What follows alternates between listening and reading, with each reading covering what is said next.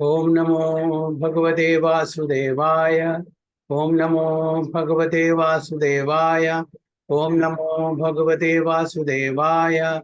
Om Ajnanatimrandasya Jnananjanashalakaya Chakshurunmilitam Yena Tasmai Shri Guruve Namaha.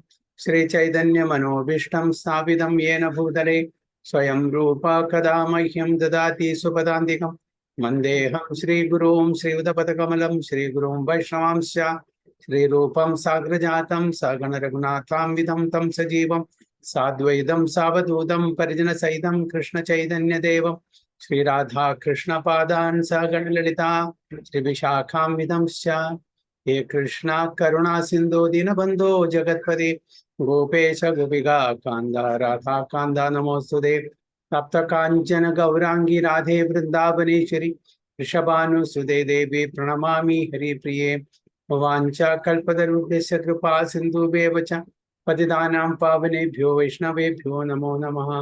नमः ओं विष्णुपादाय कृष्णपृष्ठाय भूतले श्रीमते भक्तिवेदान्त स्वामिनिधि नामिने नमस्ते सारस्वते देवे गौरवाणी प्रचारिणे निर्विशेष शून्यवादी पाश्चात्य देशकारिणे जय श्री कृष्ण चैतन्य प्रभु नित्यानंद श्री अद्वैत गदाधर शिवासादि गौर भक्त वृंदा हरे कृष्ण कृष्ण कृष्ण हरे हरे हरे राम राम राम हरे हरे नारायणं नमस्कृत्यं नरं चैव नरोत्तमं देवीं सरस्वतीं व्यासं ततो जयमुदीरयेत् नष्टप्रायेषु भद्रेषु नित्यं भागवत सेवया भगवती उत्तम श्लोके भक्तिर्भवति नैष्टिकी मूकं करोति वाचालं पंगुं लंघायते गिरिं यत्कृपातमहं वन्दे श्रीगुरुं दीनतारिणं परमानन्दमाधवं श्रीचैतन्यमीश्वरं योऽन्ध प्रविश्य मम वाचमिमां प्रसूक्तां सञ्जीवयति अखिलशक्तिधरस्वधाम्नां मन्यां च हस्तचरणश्रवणत्वगादीन् प्राणां नमो भगवते पुरुषाय तुभ्यं जयदं सुरतो पङ्गोर्मम मन्दमतिर्गति मत्सर्वस्य पादाम्बुजो राधामदनमो तमादिदेवं करुणानिधानं तमालवर्णं सुहृदावतारम् अपार संसार समुद्र सेतुं भजामहे भागवत स्वरूपं परमानंद पाठाय प्रेमवर्षे अक्षराय दे सर्वदा सर्वसेव्याय श्रीकृष्णाय नमोऽस्तु मे गुरुवे गौरचंद्राय राधिकाय तदालये कृष्णाय कृष्णभक्ताय तद्भक्ताय नमो नमः। हरे कृष्णा हरि ओम तत्सत्। Welcome all the devotees for today's Srimad Bhagavatam class. We are reading from Srimad Bhagavatam, first canto, first chapter, text 10. Prayena alpayusha sabhya kalau asmin yuge janaha mandaha sumandamadayo mandabhagya upadridaha. Mayuri Mataji.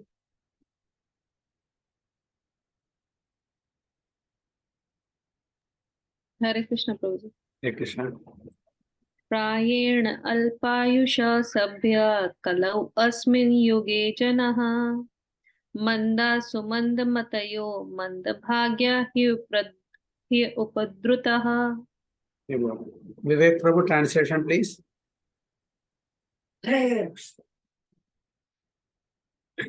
You are mute, Prabhuji. Yes, Prabhuji. Can you hear me now? Yeah. O learned one, in this iron age of Kali, men almost always have but short lives. They are quarrelsome, lazy, misguided, unlucky, and above all disturbed. Very good. O learned one, in this iron age of Kali, men almost always have but short lives. They are quarrelsome, lazy, misguided, unlucky, and above all, always disturbed.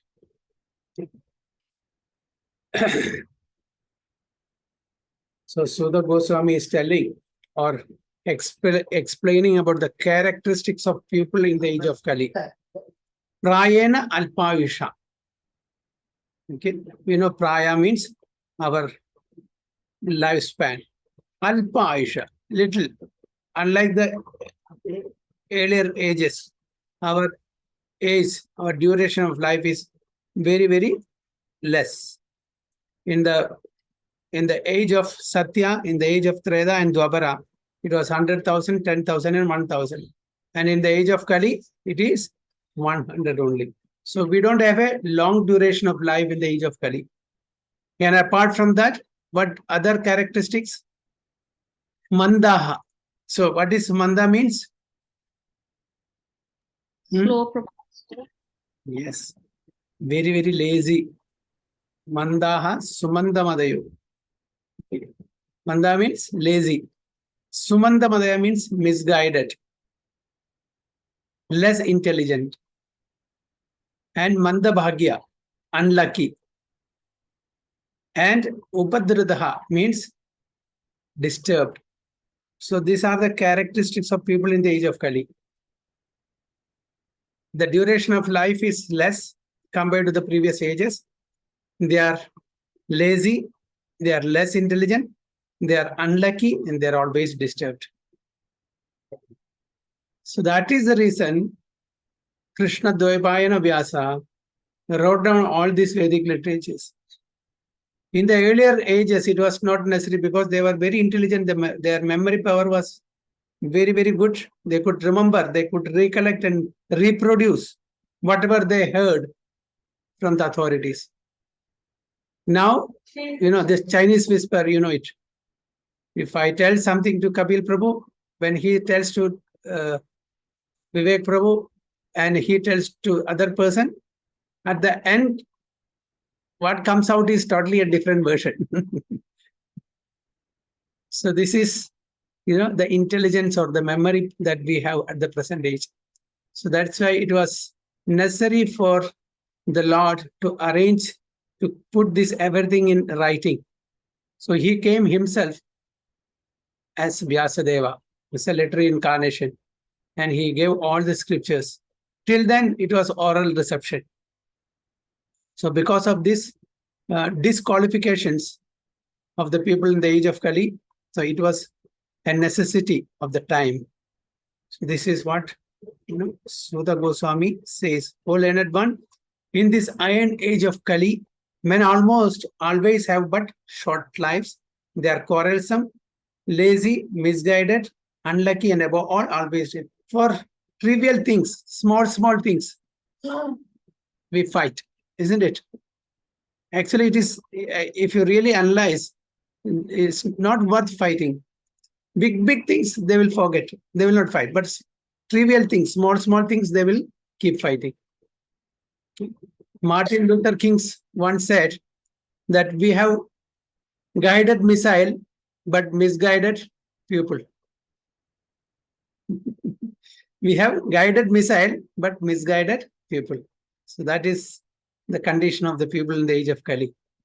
Machines are properly guided, but the mentality of the people are misguided or misdirected. They don't know what's right, what's wrong, what to do, what not to do. So this is the position of people in the age of Kali, isn't it? So with these disqualifications, people cannot make out what is right, what is wrong. What they are supposed to do, what they are not supposed to do. For each and everything, they will pick up argument and they will quarrel, and there will be hypocrisy. So this is what is going on in the age of Kali. The devotees of the Lord are always anxious for the spiritual improvement of the general public. The devotees of the Lord are very, very few in numbers. In the age of Kali, those who are taking the spiritual path are very, very few. So their intention and their interest is to impart this knowledge to other people also, so that they will not fall in the ditch, or they will not undergo the vicious cycle of birth and death. So they are very, very magnanimous, very merciful to those who are suffering in this material world. When the sages of Naimisharanya analyze the state of affairs of the people in the age of Kali, they foresaw that men would live short lives. So the sages in the Naimisharanya were very concerned about the people in the age of Kali, because their lifespan is very short. They are lazy, they are misguided, they are always disturbed, they are less intelligent. So how are they going to cope up in this age of Kali? If they don't take up devotional service, they will have to suffer rot in this material world, birth after birth. So they were very concerned That was the reason they arranged a 1,000-year sacrifice for the benefit and betterment of people in the age of Kali. So Kali Yuga, the duration of life is shortened not so much because of insufficient food, but because of irregular habits. By keeping regular habits and eating simple food, any man can maintain his health. Overeating, over sense gratification, over dependence on another's mercy, and artificial standards of living sap the very vitality of human energy. Therefore, the duration of life is shortened. Everything is artificial. In the age of Kali, everything is artificial. The food is artificial. The relationship is artificial. The people around, they deal or their reciprocation is artificial. Only for show bottle, exhibition only. It is not coming from the heart. It's coming from the lips. If at all somebody thanks, if you do something, some people may reciprocate by thanking, but that thanks is not coming from the heart. It's coming from the lips only. It's not, the real thanks, unlike in the earlier ages. That's really coming from the heart, because this is, as it is rightly said here, everything is artificial. So there is no feelings or emotion towards other. That is the reason people, left, right, and center, they kill another living beings and make them food. Isn't it? No mercy. They don't feel the pain of other living.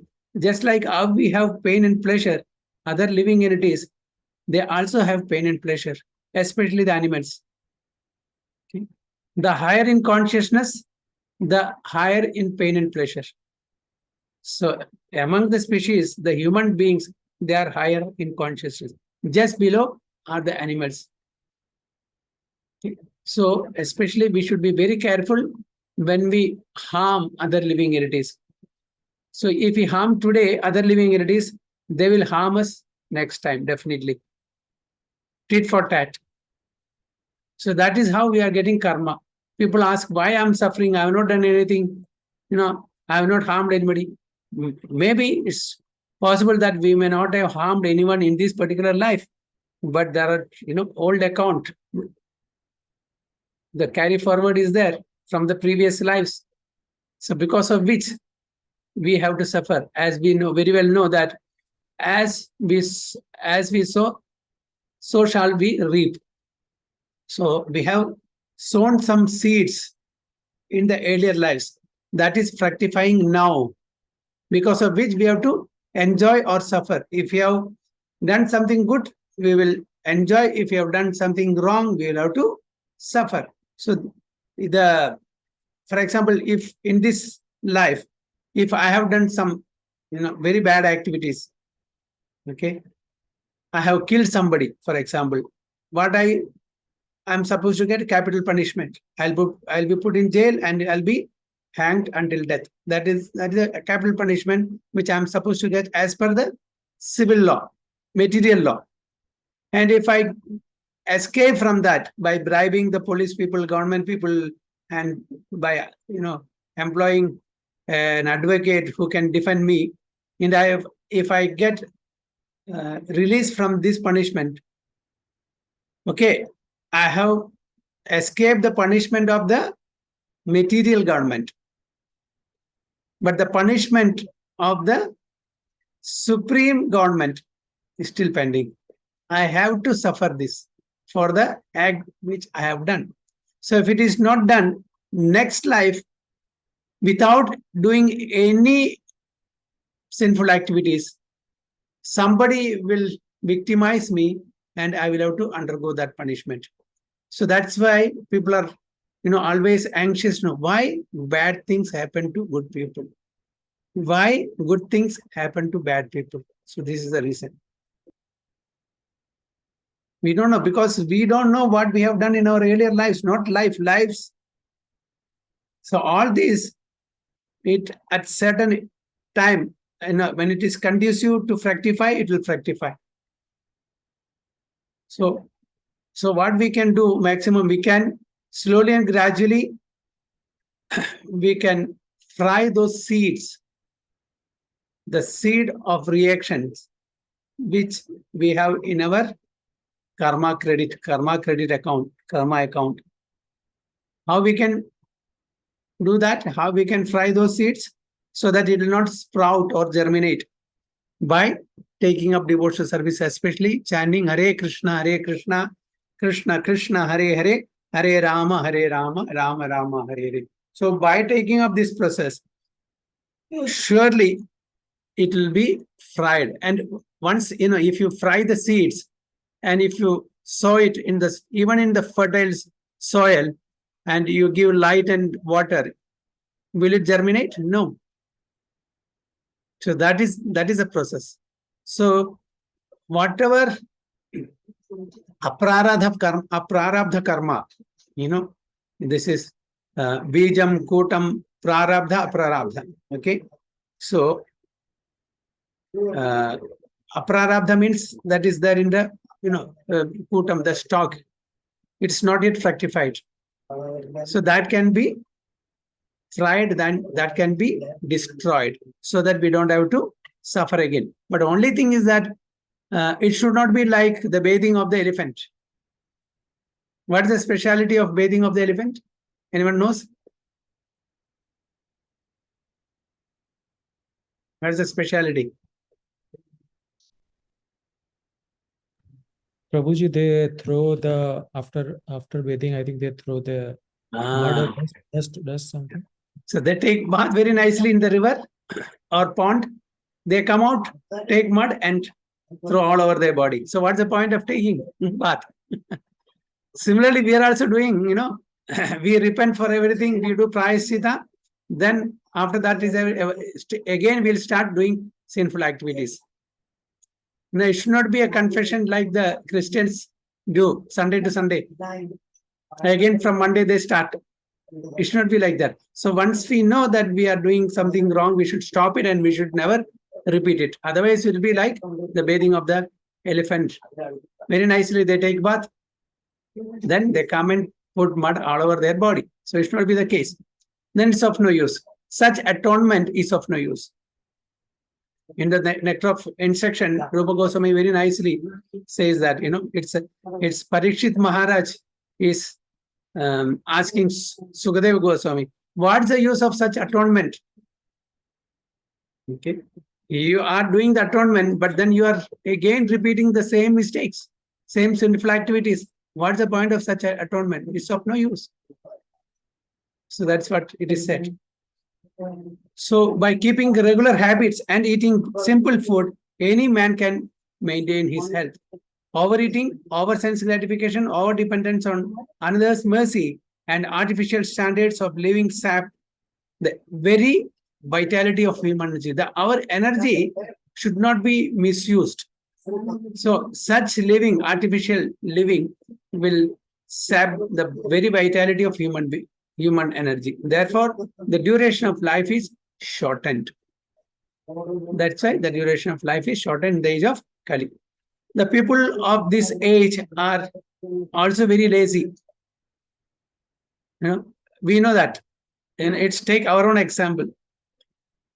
And if we are asked to do something at a particular time, how many of us are ready to perform that activity on time? We'll procrastinate. Oh, let me do it tomorrow. I don't have a mood today. Tomorrow when comes, I'll do it tomorrow again. Tomorrow never comes. Why? We are very lazy. We don't want to do it. We procrastinate things. So that's why it is said people are very lazy. Suppose somebody has to get up early in the morning, 3:30, 4 o'clock for chanting Hare Krishna Mantra. Especially if it is, especially if it is winter, they will put full AC, put blanket and sleep. No, nobody is there. Why I should get up at 3 o'clock? Let me get up at 4. And we'll put the alarm clock at 4 o'clock. When the alarm clock buzzes, you will, just press it, again go to sleep. And by the time we get up, it will be 7 o'clock. Our this thing, while getting up, our plan was to get up at 4 o'clock. But then we end up getting up at 7 o'clock. Why? Lazy. So not only materially, but in the matter of self-realization also. The human life is especially meant for self-realization. So we forget the very fact that our human life is meant for self-realization, not for sense gratification. By sense gratification, we have done enough in our earlier lives in different species. Enough we have done. Why want to do the same thing over and over again and get bound up in this material world? That is to say, man should come to know what he is, what the world is, and what the supreme truth is. Human life is a means by which the living entity can end all the miseries of the hard struggle for life in material existence, and by which he can return to Godhead, his eternal home. So this is the only means. Human life is the only means by which we can get out of the entanglement of this material world. No other species, no other forms will give this facility. So we are very fortunate that in this human form of life, we have the facility to stop the vicious cycle of Janma, Mrityu, Jara, Vyadhi. No other species can do that. No other species. No animals, no aquatics, no birds, no trees and plants, no. They have to come to the platform of human life to stop this material existence. So we are very fortunate from that perspective. So we should not misuse it. We should utilize this golden opportunity, golden chance. And not only that, not only human life, especially we are very, very fortunate because from the advent of Chaitanya Mahaprabhu, 10,000 years is golden era. 10,000 years from the advent of Chaitanya Mahaprabhu. That is already given. Chaitanya Mahaprabhu also said, and all the acharyas have confirmed that. So if we, utilize this golden era, then there's nothing like it. After that, it's going to be really become worse. It's very difficult. Even the devotional service will not be effective. People will not be interested at all. The Kali Yuga is going to, go worse after 10,000 years. So we are very fortunate to live in that period of golden era where we can upgrade ourselves, get out of the material existence and go back home, back to Godhead. Human life is a means by which the living entity can end all the miseries of the hard struggle for life in material existence and by which he can return to Godhead, his eternal home. So our eternal home is Vaikuntha Dhama, spiritual sky. But due to a bad system of education, men have no desire for self-realization because the so-called educational system that we have in our country, in this world, it is only encouraging us to have more and more material facilities, comforts, isn't it? To fulfill our material desires. No schools, colleges, or universities are teaching us the ultimate goal of life, the ultimate goal of human life. Okay. But to a bad system of education, men have no desire for self-realization. Even if they come to know about it, they unfortunately become victims of misguided teachers. Even if some people know about this, the fact, the truth, because they are misguided by the teachers, they don't take it up seriously. So in this age, men are victims not only of different political creeds and parties, but also of many different types of sense gratificatory diversion, such as cinema, sports, gambling, clubs, mundane libraries, bad association, smoking, drinking, cheating, pilfering, bickerings, and so on. So there are many avenues for distracting us from the devotional activities, many avenues.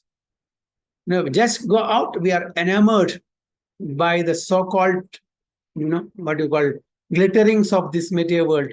So many cinemas, clubhouses, hypermarket, supermarket, malls, whatnot. So how is it possible for us to concentrate in our devotional service? So it's very difficult. We are distracted from our prime duty, okay, attracted to this worldly duty, worldly beauty, okay, and we will think that this is everything. Enjoyment in this material world is everything. We forget the prime duty of the human being.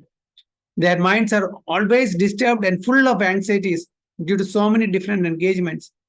We want to accumulate. We want to accumulate money. We want to, have name and fame, possessions. Each one of us are after that. We seldom, consider that this life we may not get again. We are not sure. So we don't really utilize this important life of human being. In this age, many unscrupulous men manufacture their own religious faiths, which are not based on any revealed scriptures. And very often people are addicted to sense gratification, are attracted by such influence. And apart from all these things, there are so many so-called, pseudo gurus and associations which are not bona fide, which are who are also misguiding the general public. So we have to be very careful. We should not be carried away by their so-called, promises of giving you comfort and facilities and so on and so forth. We should be very careful that we should not fall prey to such association also, so-called spiritual associations. Consequently, in the name of religion, so many sinful acts are being carried on that the people in general have neither peace of mind nor health of body. Because of that, we have no peace of mind and no good health. The student brahmachari communities are no longer being maintained, and householders do not observe the rules and regulations of the grahastha ashrama. Consequently, the so-called vanaprasthas and sannyasis who come out of such grahastha ashrama are easily deviated from the right path. Because what Prabhupada wants to communicate here or convey here is that there are 4 divisions of life ashrama. That is brahmacharya ashrama, grahastha ashrama, vanaprastha ashrama, and sannyas. We are supposed to follow that for our spiritual advancement. But in the age of Kali, people are not following it properly. Everybody is after sense gratification. They don't follow the rules and regulation of that particular ashrama. And that's why we are suffering in this material world. In the Kali Yuga, the whole atmosphere is surcharged with faithlessness. Okay? Faithless. Nobody believes the other person. Every person, when they speak something, there is some personal agenda, some ulterior motive. Whether it is relationship, whether it is business, whatever it is, there is some ulterior motive behind every person's activity. Some agenda is there. Men are no longer interested in spiritual values. Material sense gratification is now the standard of civilization. So how people are judged that he is a nice person? By seeing their attire, the outward dress. If the person has put on nice dress, well-dressed, suit, boot, coat and all, oh, he's a gentleman. You will say, he's a very gentleman. Only outwardly. But when they open the mouth, we'll know. So this is what is going on. So material sense gratification is now the standard of civilization. For the maintenance of such material civilization, man has formed complex nations and communities, and there is a constant strain of hot and cold wars between these different groups. There are United Nations, so many different organizations of different countries come together. Okay, for what? For the so-called peace. But do we get peace? No. Everywhere there's fighting. They come together and all the countries' heads come together and they fight and they disperse. There is no unanimous decision taken to bring peace in this world. Everybody is fighting for their own selfish interest. So it has become very difficult, therefore, to raise the spiritual standard due to the present distorted values of human society. The sages of Naimisharanya are anxious to disentangle all fallen souls, and here they are seeking the remedy from Srila Siddha Gauranga. So they are very much concerned. The sages of Naimisharanya, they are very much concerned what will happen for the people in the age of Kali. So they are asking a remedy or solution, from Srila Siddha Goswami, how the people in the age of Kali can be saved from this phenomenon. So this is that. So it's a very beautiful verse. Prayena alpayusha sabhya kalo asmin yuge janaha mandaha sumanda madayo manda bhagyahi upadardaha. Okay. So you can by heart this verse also. So any questions or comments?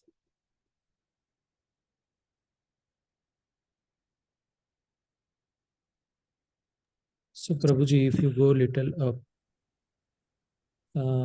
yeah, so somewhere it says keeping regular habits. So Yeah. what exactly? Yeah, here it is. In Kali Yuga, the duration of life is shortened, not so much because of insufficient food, but because of irregular habits. So habits means like exactly what it. So irregular habit means, see, as human being, what we are supposed to do? We are supposed to be disciplined in our life, not live whimsically. We should follow dharma. We should follow the rules and regulations that are set forth for human. These rules are only for human beings, isn't it?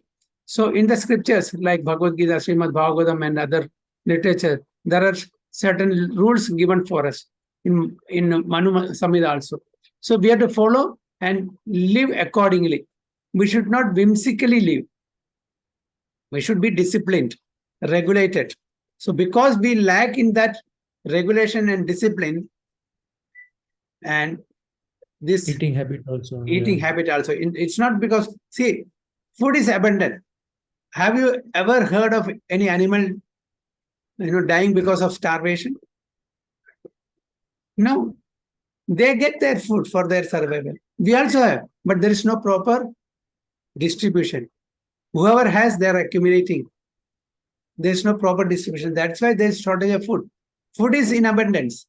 In the nature, it is in abundance. We get it. But there is no, everybody is amassing and accumulating and keeping their go down. So these are irregular habits. But in the olden days, the kings, it is their duty to see that each and every praja means not only human beings, even the animals, they are praja. Correct. Even the animals, they are praja. So I just remember a story of Lord Ram's. When Lord Ram was ruling, no praja in his kingdom was having any problem. Everything was smooth, fine. Everybody was happy. So he once in a month or whatever, occasionally he will just give time for the general public to come and meet him if they have any grievances, any problems, if they are not happy in his kingdom, if his ruling is not okay. So they have a right to go and complain to the king.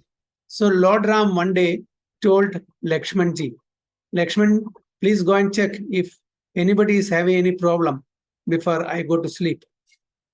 So Lakshman went outside. He came and said, no, Prabhu, nobody is there. Nobody has come with some grievances. Then Ram told, no, you go and again see. There's somebody, I am sure. Then he said, there's nobody. Again he said, go and see. Then he saw a dog. He was totally cut. He was bleeding. Then he asked, you have any grievance to submit to the Lord, to the king? Said, I have. Okay, then please come inside. Lord wants to see you. You can talk to him. Then the dog said, I know the etiquette. I'm a dog. I'm not a human. I cannot come inside the palace. Okay. So please tell Prabhu Ram to come out so that I can tell my grievances. Oh, so this dog is not an ordinary dog. He knows. He knows the etiquette. So immediately Lakshmanji went and told Lord Ram, yes, there is one dog who is beaten up and is bleeding, but he doesn't want to come inside because he's in the form of a dog, and it's not etiquette for a dog to come inside the palace. Then Lord Ram said, no problem, please tell him, no, I'm giving him permission, let him come. So he was brought inside the palace, met Lord Ram. Lord Ram asked, what happened? Who made this? Who has beaten you up, and why it is bleeding? Then the dog started telling the story, what happened to him. He said, a Brahmana, I was just sleeping there. A Brahmana came and he mercilessly beaten me, and I'm injured too much and I'm bleeding. So now tell me, what punishment should I give to this Brahmana? Okay. So Lord said, it is not good. Shall I give a life imprisonment or kill the Brahmana, capital punishment? What should I do? You tell me. You have got injured. You are the victim. Whatever you say, I will agree to that. Then the dog said, you please consult with your ministers. Because the advisors, the Brahmins, they are the right people to. Then the Lord Ram consulted with the ministers. The minister said, killing a Brahmana is not good. It is not good. But however, oh my Lord, you are the Supreme Lord. You know what is better. So you can exercise whatever you wish to. Then he said, as per the Brahmanas, it is not good to kill because he's a Brahmana. Anyway, I leave it to you. You tell me what best punishment that I should give. Then they said, okay, I have one request. Then he said, what is the request? Okay, please make this Brahmana a spiritual leader of so-and-so place. Then all of them got wondered. This is a punishment? A Brahmana is getting promotion. He is being promoted to a spiritual leader of a particular place for beating up this dog. It's not a punishment. It's an award. Then Lord Ram asked, why you are giving this sort of punishment? This is not a punishment. Why you are giving this decision? Then the dog is telling the story how this, how he was a human being in the previous life. He was taking care of this in the same city where there was temple and other spiritual matters related activities. He was a treasurer, or he was doing some devotional service, and he misappropriated something there, okay, because of which he had to take up the body of a dog.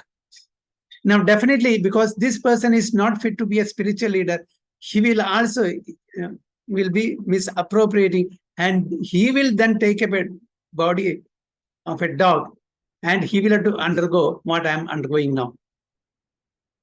Okay, in the meantime, I forgot to tell you something. The Brahmana was called by Lord Ram. Okay, then Lord Ram asked this Brahmana, did you do this, sinful activity? Did you beat up this dog? Yes, my Lord, I did it. Why did you do that? Because I went for alms, begging. I did not get any alms. So I was very hungry. I was hungry, I was angry, and I was passing by. This dog was sleeping on the way. I told hut, he did not move. I got angry. I took a stick and started beating him. When I got angry, so I did this. So anger is not good. So that's why. So whatever punishment you want me to undergo, please avoid that. That Brahmana told. Then this dog told the previous life story, because I am going through the same, he will be going through when he is promoted. Definitely he will not be, he will not be doing the right thing in that position, because he is not befitting for that job.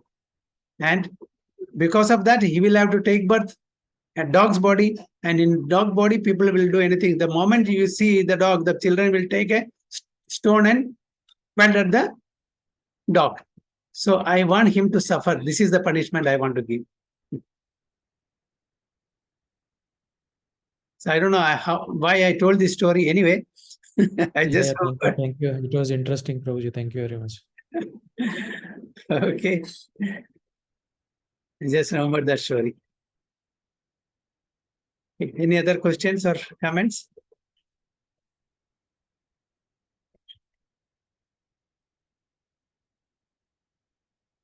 So we'll go to the next text 11. Bhurini bhuri karmani srotavyani vibhagasha atha sadhotrayat saram samudhritya manishaya ruhi bhadraya bhutana yenatma suprasidhadi. Okay. Parag Prabhu, you would like to recite? No, Prabhu. Read the English translation. Kapil Prabhu, you please recite that. Okay, I will try, Prabhuji. Purini bhuri karmani srotavyani vibhagasa atta sadotrayat saram samudratya manishaya bruhi bhadraya bhutanam yenatma suprasidati. Very good. Parag Prabhu, translation please.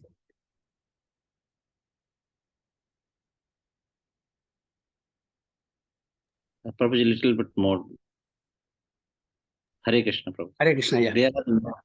There are many varieties of scriptures, and all of them, there are many prescribed duties, which can be learned only after many years of study in their various divisions. Therefore, O sage, please select the essence of all the scripture and explain it for the good of all living beings.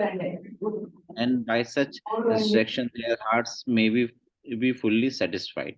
Hare Krishna.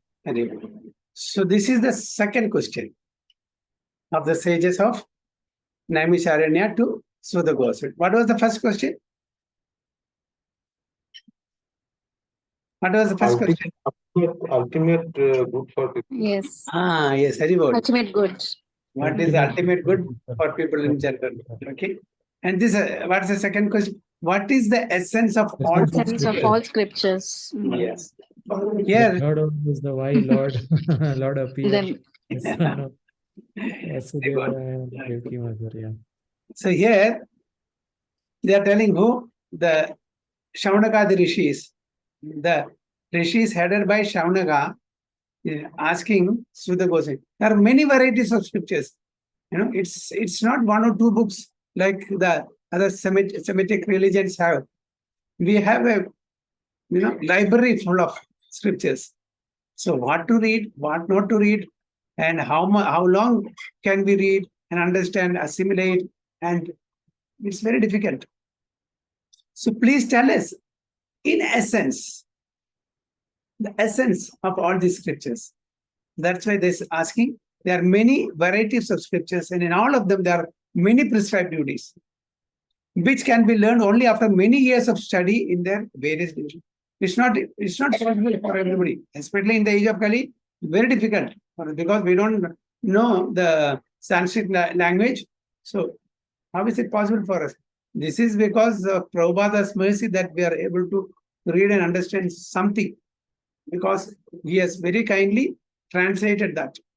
So therefore, O sage, please select the essence of all the scriptures. Essence of all the scriptures. And explain it for the good of all living beings, that by such instruction, their hearts may be fully satisfied. So this is the essence of all the scriptures. Srimad Bhagavatam, isn't it? That's why it is called Amala Purana. Purana. Amala Purana. So essence of all the Vedic literatures is there given. And Parikshit Maharaj is being taught by Sukadeva Goswami, this very Srimad Bhagavatam, because that is the essence of all scriptures. Okay, because we don't know Sanskrit, we cannot read and understand the Vedas, the Upanishads, Puranas, Samhitas, Haranyakas, Vedanta Sutra, and so many other literatures. It's not possible. So, just like how Arjuna is asking Krishna, you have said many things. You have explained about Karma Yoga, Jnana Yoga, Dhyana Yoga, Bhakti Yoga, so many different, divisions of philosophy. Now, please tell me what I am supposed to do. I'm confused. I'm confused. Isn't it? Then he is giving the ultimate instruction. Sarva dharman parityajya mam ekam sharanam vraja aham tvam sarva papebhyo mokshayashyami ma sucha. So here, the Shaunakadi rishis are also asking, Siddha Goswami, please tell us in essence, what is the essence of all these scriptures, so that we can focus in that. We don't have time, we don't have memory, we don't have intelligence to understand all these things, or nor do we have time to read and understand everything. So Atma or self is distinguished from matter and material elements. It is spiritual in constitution. So what do we mean? What is the meaning of spiritual in constitution? Atma or self is distinguished from matter and material elements. It is spiritual in constitution. What is the meaning of that? Kapil Prabhu. Yes, Vivek Prabhu. Okay, Prabhu. Okay, Prabhu, you can. No, you can tell. You can tell. Yeah. Yeah, only thing is that, Atma is spiritual because it is not a material thing. It will not destroy, it will not be destroyed, it will not be created, it will be eternal. That is right. So, what do we say for that? What is the term that we use? Satchidananda. Satchidananda. Very good. Yes. Satchidananda. Satchitananda. And thus, it is never satisfied by any amount of material planning. So, since Atma is spiritual, if you supply any amount of material things, Atma cannot be happy because it is incompatible. Isn't it? Spirit and matter, incompatible. So, all scriptures and scriptural instructions are meant for the satisfaction of this self or Atma. So, the scriptural injunctions or instructions or practices are meant to satisfy the self, the Atma.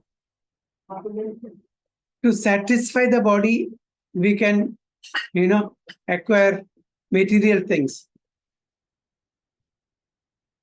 To satisfy the body, we can eat gulab jam, rasgulla, nice meal. Okay. To satisfy the body, we can go for picnic. To satisfy the body, we can have good relationship. Now, so many things we can do materially, but that will not satisfy the self, the Atma. We need spiritual instruction, spiritual devotional service only can satisfy the Atma.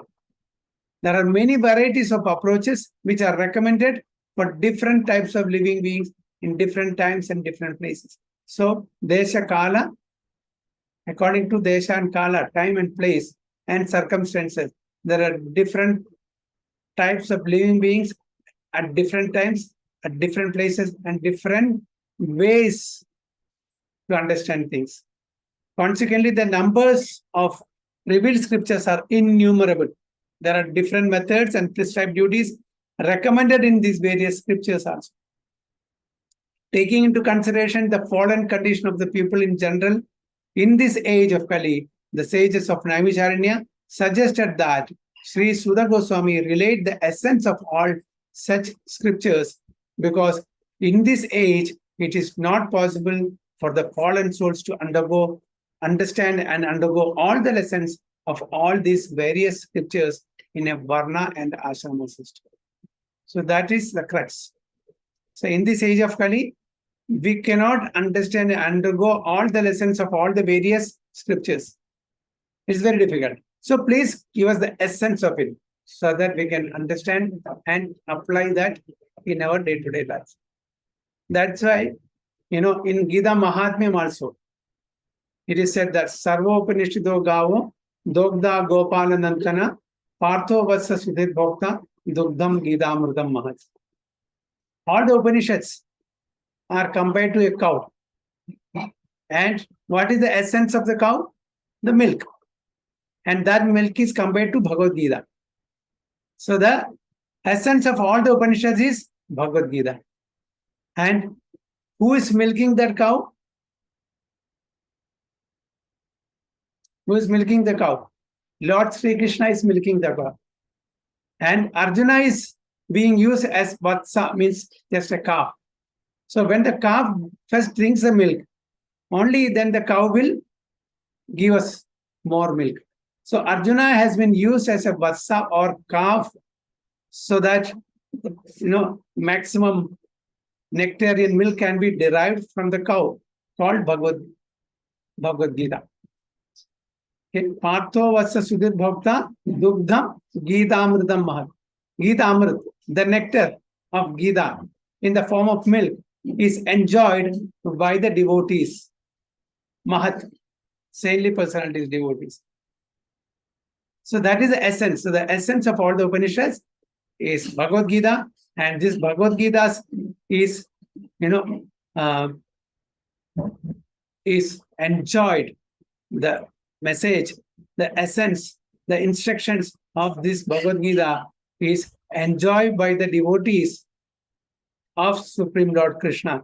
Just like how Krishna, the milker of cow, is giving first to Arjuna, and through Arjuna, all other devotees are also getting this nectarian milk of Bhagavad Gita. That's the essence. So the Varna and Ashrama society was considered to be the best institution for lifting the human being to the spiritual platform. But due to the Kali Yuga, it is not possible to execute the rules and regulations of this institution. Actually, Varna Ashrama is the right way so that we can slowly and gradually progress towards our spiritual path. But unfortunately, because of the influence of this Kali Yuga, the proper establishment of Varna and Ashrama is not prevalent. That's what it is said. It's mentioned here. Nor is it possible for the people in general to completely sever relation with their families as the Varnashrama institution prescribes. So it is not possible for us to, cut off the ties with our relatives, because actually for self-realization, one should practice certain such activities. Then only we can get out of the material entanglement. So if you are always with the family, our obligations and our path will slowly and gradually deviate from the spiritual path and will be entangled in the material activities. The whole atmosphere is surcharged with opposition. And considering this, one can see that spiritual emancipation for the common man in this age is very difficult. The reason the sages presented in this matter to Sri Siddha Goswami is explained in the following verses. So this is 11. No, next is 12. In the next week, we'll stop here. So any questions or any comments? Arun खोल देना पापा आ गए बेटा sorry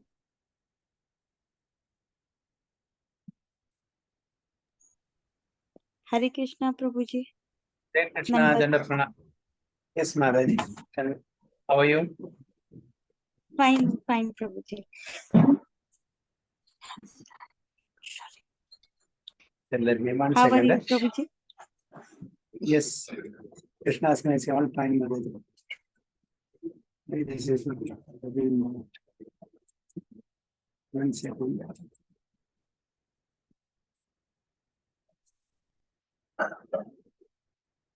Okay, done.